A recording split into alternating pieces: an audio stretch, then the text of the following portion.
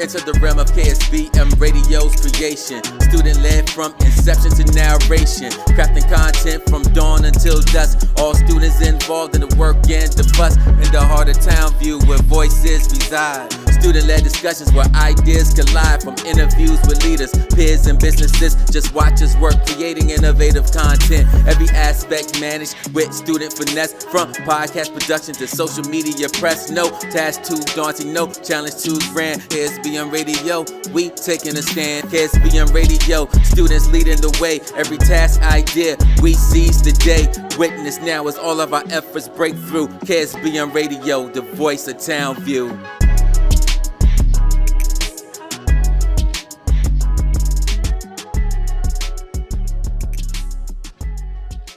Come closer to the music.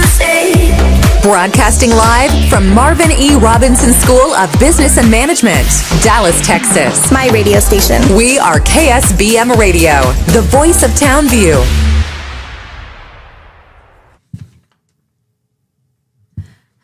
Hello everyone, and welcome back to KSBM Radio, the voice of Townview. I'm your host, Amethyst, here with my co-hosts, Santi, Ruby, Juan. And today we're continuing our SBM 50 and TMC 30 alumni series, celebrating Townview graduates making an impact in their careers and communities. Our guest today is First Lieutenant Manuel A. Olvera, an alumnus who has dedicated his life to service and excellence. Manuel is a graduate of Texas Christian University, where he earned dual degrees in finance and political science. Professionally, he serves as a Senior Business Analyst at Ernst Young, where he leads Agile transformations and manages complex project frameworks for over 80 stakeholders. But Manuel's impact goes far beyond the corporate world. He is a decorated veteran with over a decade of service in the United States Marine Corps, including deployments in Afghanistan, Yemen, and Cuba. He recently transitioned to the U.S. Army, where he serves as an officer and assistant head of intelligence for the 961st Engineer Battalion. Manuel's journey is a testament to the leadership and technical foundations built right here at Townview. First Lieutenant Olvera, welcome back to Townview. We are honored to have you here. Is there anything you'd like to share with our listeners before we get started? That was some intro. Thank you. I appreciate that. That sounds a lot better now hearing it than actually doing it. But no. I mean, I'm glad to be back. I'm glad to help you guys out and see how much you guys grill me here on these questions. For our first question, looking back, what originally led you to apply for the School of Business? I hope I don't make anybody upset. My original school was actually LG Pinkston in West Dallas. I see a lot of you guys nodding your head there. But I went to actually Thomas Edison for my middle school there while I was in that area. My parents still live there.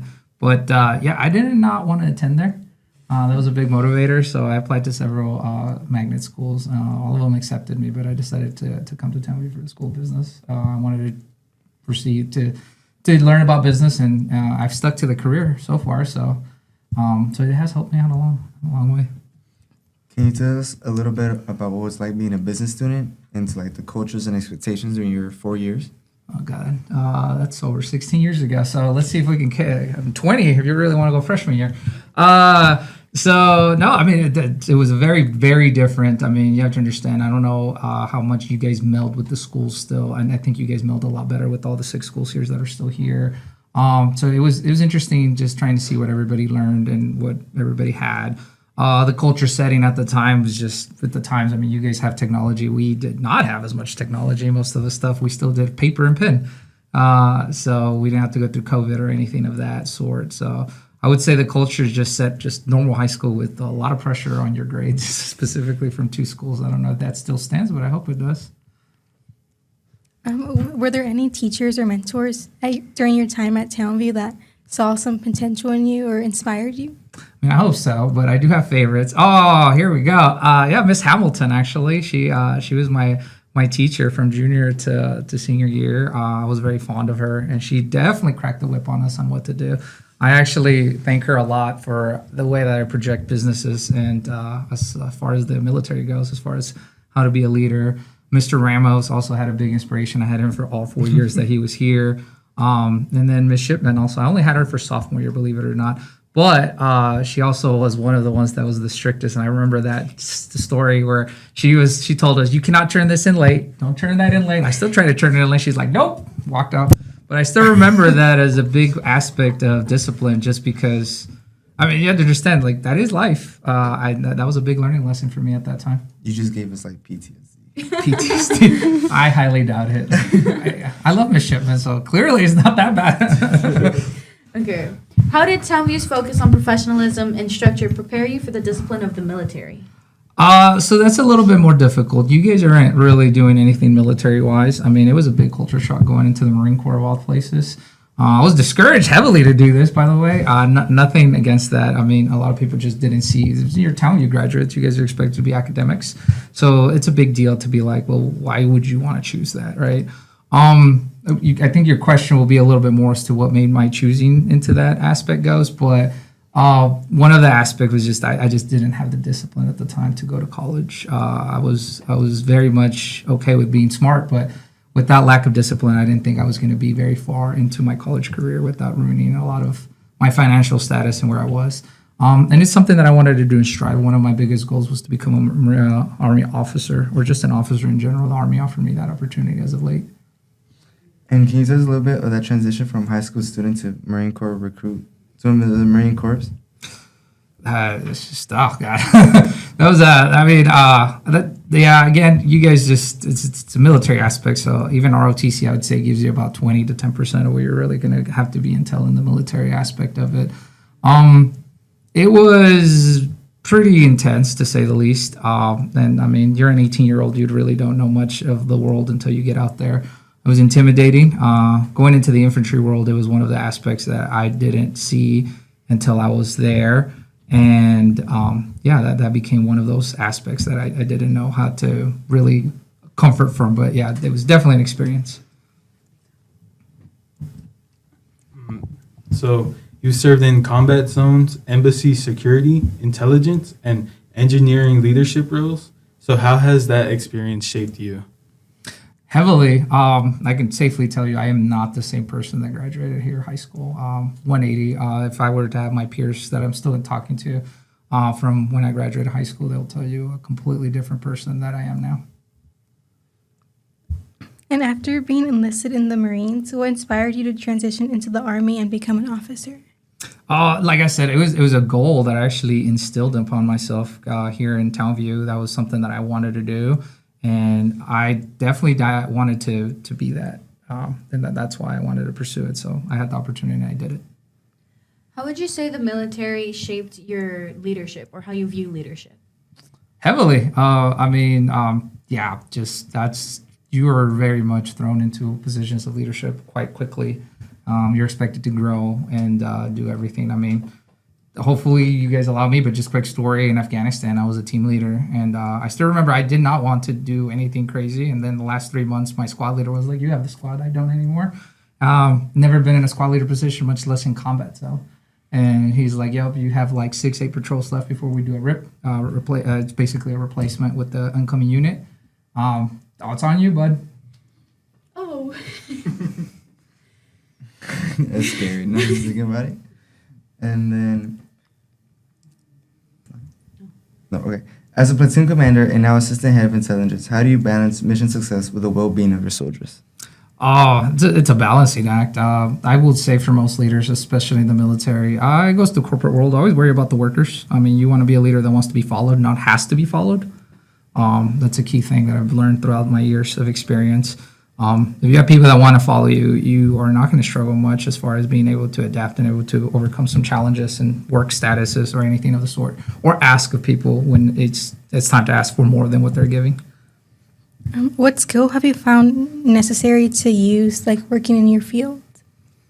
Time management, discipline, and probably a good work ethic as far as what you want to achieve and how you want to achieve it. A lot of that comes with experience, so it's really tough skills to learn now and to instill them into you. But once you get into work ethic, especially leadership positions, that's when it starts to develop a little bit more, whether you like it or not. And you said that in the beginning you didn't have like that discipline. How were you able to instill those like hardcore skills that you needed for success? A lot of yelling. Look, this is the best advice I can give anybody. Be comfortable with being uncomfortable. The more comfortable you are in a location, job, or anything of the sort, including even the military aspect of it, you are not going to grow and be okay with it. The moment you start realizing you know everything or know how the works happen, I would tell you to move on, because you're going to stagnate and you're just going to stay there. I've given that speech to so many of my juniors. I told them, you cannot grow as a leader if you already are comfortable where you are. I've changed units on purpose. I do not have to in the reserves, but I have for that same. I even became an officer, joined a different branch. It was all all that had to have happened anyways, but it was to break a lot of the stagnation that was there. Because the moment you think you know how to run things in one particular unit does not encompass, one unit does not represent the entirety of the Marine Corps, one unit does not represent the entirety of the Army. And same for corporate world. What was it like traveling from Afghanistan to Yemen to Cuba? Or like in whatever sequence of it was? No, you're okay. I signed a 5-year contract, enlisted. Half of that was overseas. The Marine Corps didn't lie to me when they said that they'd send me overseas. So they definitely came through with that. It is a culture shock. A lot of you guys here, I don't know if you've traveled outside of Texas, much less the United States or North America for that matter. But it definitely is a culture shock of what you want to go see and what instills when you go with different people, different cultures, how they see you, how they view you, and what they think of you. It's more positive than you might think. So looking ahead, what are some of your long-term goals? I still have ambitions, believe it or not. I mean, one of the things is always goal setters. So one of my future goals here is to shortly here, hopefully start my master's within the next 2 years. And then I still want to get a pilot license, civilian side. Not going to do that in the military as much as you might think. And hopefully you guys will see me here in another 10 years or so running for office. Ooh. Can you tell us a little bit more about that? Yeah. It's nothing crazy. I'm not going to run for federal. It's going to be state level. But yeah, I feel like I want to do that. That's another goal. I studied political science for a reason. The military just happened to be something that I loved, and it has benefit of being in the political aspect of it. And just things here in Texas is changing and things that are aspiring. I am very involved in the political realm. I'm not going to go into that. But yes, I do have aspirations, but I've been told multitude of times that I am too young from candidates that have already ran or already held office. Believe it or not, most of them will tell you that around your late 30s, early 40s is probably around the right time to start thinking about political office. I know that most of you guys are like, that's not, well, believe it or not, a lot of politicians think that under your 35, you're really young to be thinking about that. And what kind of leader do you hope to become over the next decade? Well, I mean, honestly, I'm already shaped out to the way I am. Hopefully that's not too much stubbornness that goes into it. I've already developed into the leader I think I am. However, there's always room for growth, and I always believe that you can always learn from that. Now, what I do tell everybody, there's always going to be, nobody's flawless. You have your flaws just like anybody else. So the best you can do is to counteract that with somebody that counteracts your flaws. So where I am flawed at, I hopefully have somebody that we call the platoon sergeant that counteracts that. And actually, I'm going to shout out to Elliot Thompson. He's my first platoon sergeant. He did exactly that. I was not really good at time management at times with keeping up with some of the hated inventory, and he was great at it. And I was able to help him out with the tactical and the combat aspect of that role, though. So, what advice would you give to Townview students who are considering military service or leadership paths but feel uncertain? Look, the military, especially from the community, at least for mine, it was the Hispanic community. For whatever reason, it just is not something that they actively want you to pursue. And that's understandable just because of the fears of war and everything. Take it from somebody that went to 2 combat zones. It's not as bad as it sounds. But it's ultimately up to what you want to do. I chose to do infantry, so I probably gave my mother and a lot of other people heart attacks. But that is not the role that you have to want to do. Believe it or not, even in the Marine Corps, infantry is not the most wanted. It's actually a backlog of people wanting to do infantry. What they need is data analysts, administrators, things like that. So there's different roles that you can do in the military. And just wanting to do a certain role doesn't necessarily mean you're going to do that outside. But it most certainly will give you the aspect of discipline and that military aspect of what it entails to be in that level set in such a strict, rigid culture. Once you leave into the civilian world, it's a little bit more open, but you kind of still keep that mindset of like, well, I should still be sticking to these principles and these boundaries. And I had a quick follow-up question. When you were saying that you were the officer and assistant head of tonnage for the 961st Engineer Battalion, what does engineer play into that? What does that really mean? So in the Army, it's a little different. So I've done to engineer falls into combat and construction. I did my platoon commander time as with the 806 there at route clearance. So it's a combat engineer. Loved it. It was amazing. I wish I could have stayed there, but unfortunately, they were getting ready to do certain missions that required to go overseas. And at this time, with wherever my life is at, I could not do that. So I requested a transfer over to the 961. And they're a construction. So it was a drastic 160. But remember, I told you, be comfortable with being uncomfortable. Have never done constructional engineering. So I took that as a challenge. And I was like, heck yeah. Right now, I'm getting ready to be the executive officer for the 284, which is one of the sub companies for that battalion. And yeah, I already talked to the commanding officer, and he's like, all he knows is construction. And I'm like, good, because I know nothing of construction. And he's like, cool, because I know nothing of combat. And I'm like, I got you there, sir. I got you. So see what I mean? Always try to balance out where you go and how you do it. Can you tell us a bit more about your experience at Ernst Young and just in the corporate world in general? Honestly, I've been very fortunate. Ernst Young is a global company. I did not know that. My veteran connections were the reason I actually landed the job. I truly love it. It's amazing. As a project manager, it actually falls into the role of project management engineering world. I did not do that on purpose. That was a complete fluke. But both of them relate very strongly in project management.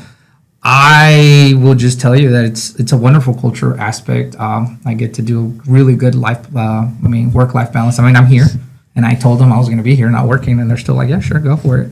But I'm not currently on projects, so that might have helped out a lot. But yeah, I love the culture. They're like a great team to work with. I contact them a lot. I actually heard my phone buzzing. It's one of my coworkers probably calling me just to chit chat right now. But yeah, it's wonderful. But with companies, you just have to know where do you go. I will tell you. Oh God. So sorry, somebody just showed a picture of me when I was graduated boot camp. Yeah, so for the corporate world, just know where you're landing. Try to keep an open mind and just know that you are going to run some people that are a little more rigid as far as the way that they see companies. After 2020 and COVID, you guys are going to a corporate business world that is not the same prior COVID. I will tell you, COVID did a 180 on the business world, on I'll take that back, etiquette and the way you perceive and the way you speak to superior leaders or even clients. So very interesting how you guys are the new generation that we're hoping to see how that shapes out after you guys leave college. So in the previous answer, you mentioned that you learned time management skills. Yes. Can you give advice to students that are that well with it? Oh God, I'm still not the greatest at it. Why even lie to you all? Honestly, just try your best to put yourself reminders of needed to do tasks and priorities and when to do them, and give you kind of like a sub date of it. Just like any assignments that you guys get, and be like, okay, I have this time to do this. Try your best to kind of comprehend where that goes and how that fixes into your schedule. I know right now it seems like you guys have a lot or maybe not a lot going on, but especially when you guys hit college or whatever you choose to do afterwards, it will be very quickly apparent to you within the first 5 years that's like, okay, I do have a lot of things going on, and just how to adapt to that. Could you give any advice on like how to handle transitions? Because you went from high school then to the Marines, and then you went back to the corporate world. Yes. So I did all three things they tell you to do out of high school. So I did Marine Corps. So I did the military, came back, it's still in the reserves, and then I did college, which I did community college.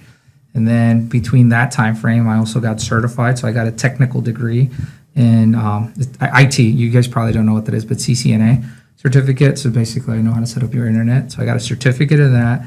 And then I did my 4 years at TCU, and I finished off there. And then I went to the officer corps.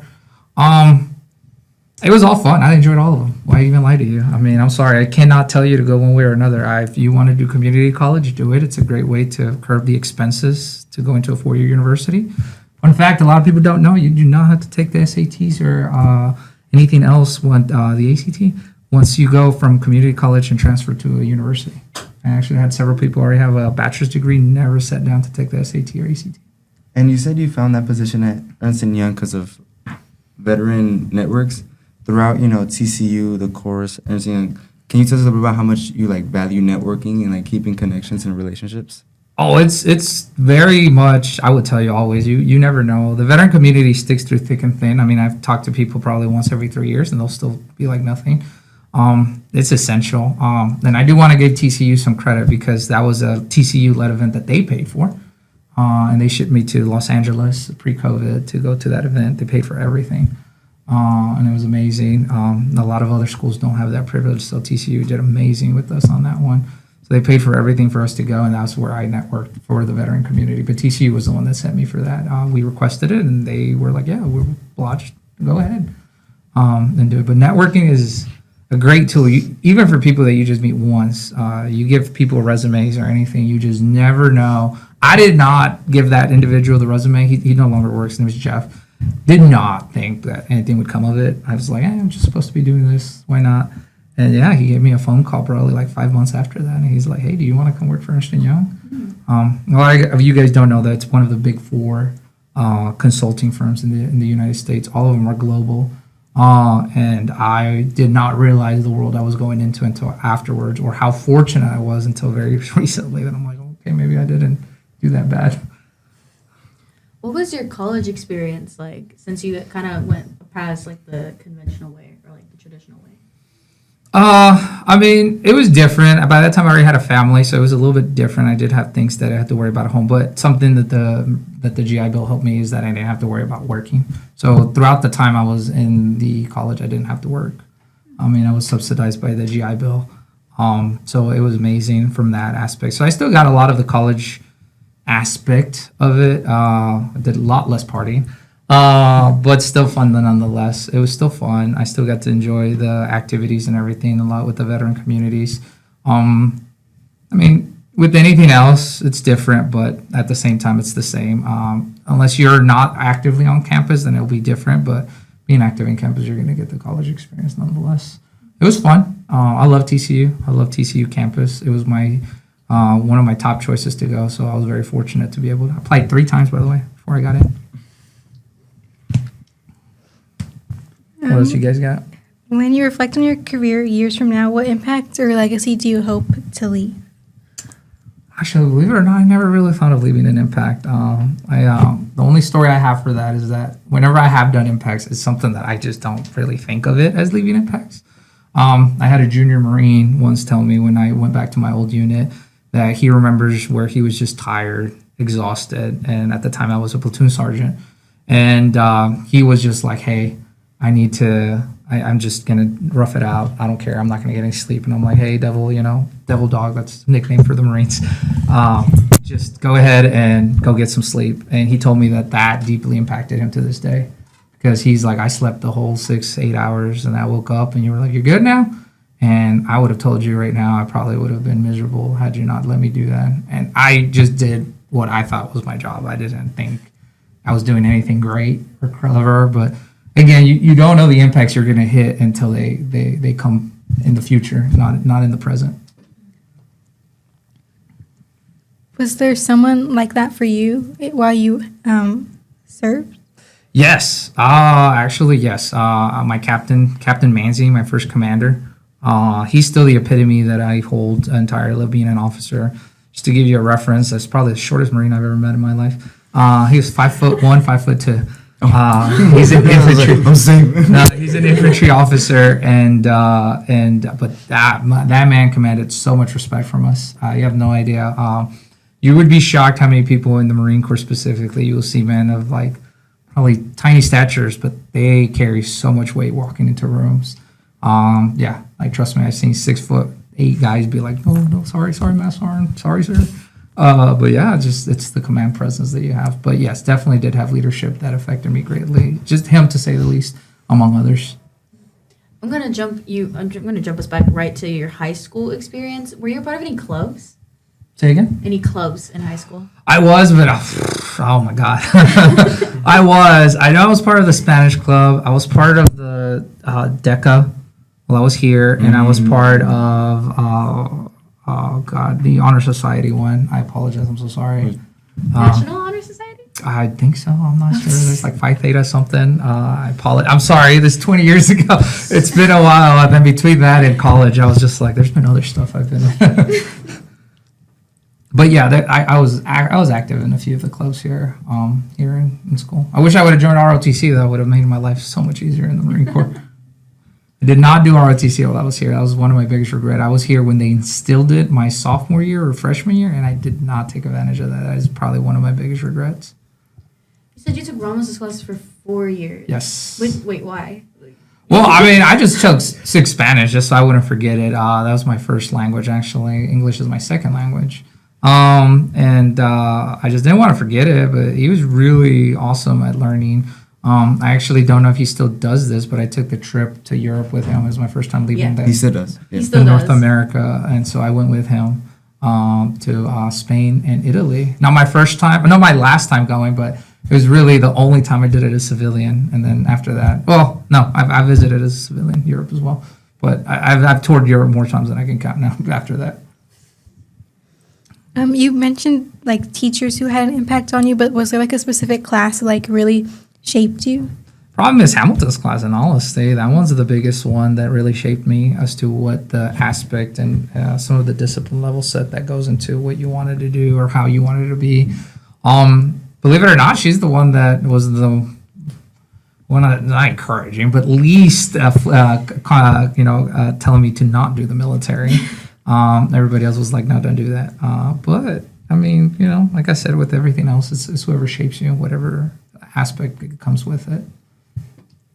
And not to get too personal, but how did that conversation go going into the military where you had everyone saying like, no, like not really, but you just... It sucked. I'm not going to lie to you. It did suck. Not having support is probably one of the toughest things you'll ever do. I still remember being one of the few graduates out of Marine Corps Depot that had nobody there. Absolutely nobody went. That sucks. Don't do that to your cousins or try to go see them. It is pretty poor to have nobody there for you. But at the end of the day, I mean, depending on where your family stood or what their aspects of what they wanted to do, you should still probably support them. Nonetheless, it's your life. It's your life to make mistakes. Just know you're accountable for those mistakes. Not that the military is one of those.